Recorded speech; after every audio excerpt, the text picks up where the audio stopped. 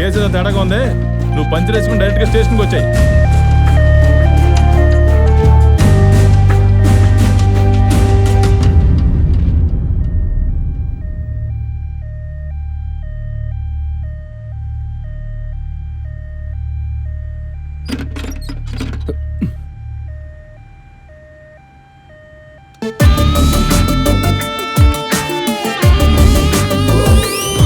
తప్పదాగి road మీద పడి మమ్మల్ని ఎంత టెన్షన్ పెట్టావరా.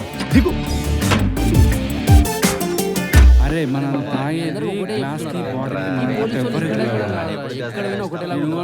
ప్రపంచంలో ప్రతి ఒక్కడు ఏదో ఒక విషయం టెన్షన్ పడుతూనే ఉంటాడు. నువ్వు ఏ టెన్షన్ పడకుండా ఇంత రిలాక్స్ కూల్గా ఎట్లుంటున్నావు నేను? నా బాధలన్నీ ఈ బ్రాందీకి వదిలేశాను, టెన్షన్స్ అన్నీ ఈ సిగరెట్కి వదిలేశాను. అందుకే కూల్గా రిలాక్స్డ్గా ఉన్నాను.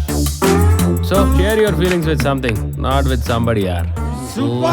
అంటే ఈ మనుషులు నమ్ముకోవడం కన్నా ఈ మందుని నమ్ముకోవడం మేలంట, అంతేగా సీను? అంతేగా. అయితే దీన్నే నమ్ముకుంటా.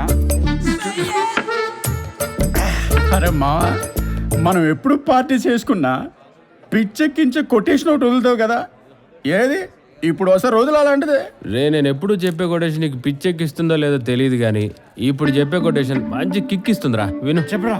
అందరూ అంటుంటారు 40,000 ఖర్చు పెట్టి ఇంటికి రాయల్ పెయింట్ వేస్తే ఇల్లు చాలా కలర్ఫుల్గా ఉంటుందని. కానీ నేనంటాను జస్ట్ 400 ఖర్చు పెట్టి హాఫ్ రాయల్ స్టాక్ కొడితే ఈ ప్రపంచమే చాలా బ్యూటిఫుల్గా ఉంటుందని. మీరే అంటారు. Thank you, thank you, thank you.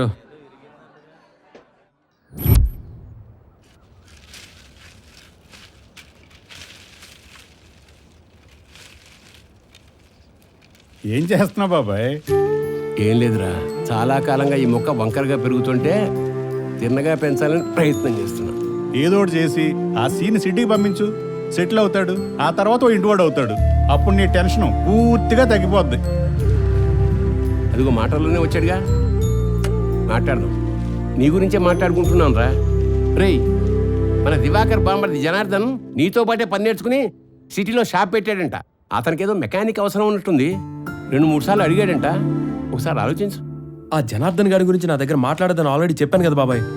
అయినా కామన్ సెన్స్ లేనివాడితో కలిసి పనిచేయడం కంటే ఖాళీగా కూర్చొని గోలు గిల్లుకోవడం బెటర్ బాబాయ్. చూసావు బాబాయ్, పోనీలే పాపం దారి చూపిద్దాం అనుకుంటే మంచి మర్యాద లేకుండా ఎలా మాట్లాడుతున్నాడు.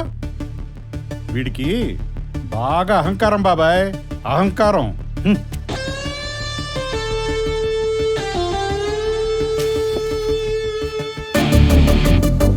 చూడు, 10 మంది నా ముందు తల దించుకొని బతకాలనుకోవటం అహంకారం.